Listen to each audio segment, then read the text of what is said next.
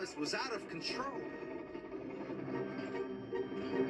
Thomas braked as hard as he could, but the freight cars of fish were too heavy.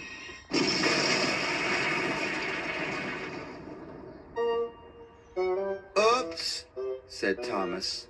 "Sorry." Salty was covered in fish. "Never mind me, Artie," said Salty. "The smell reminds me of the sea." Thomas's driver telephoned for help, and soon Harvey was clearing the tracks. Thomas wondered what Sir Topham Hatt would say. He found out soon enough.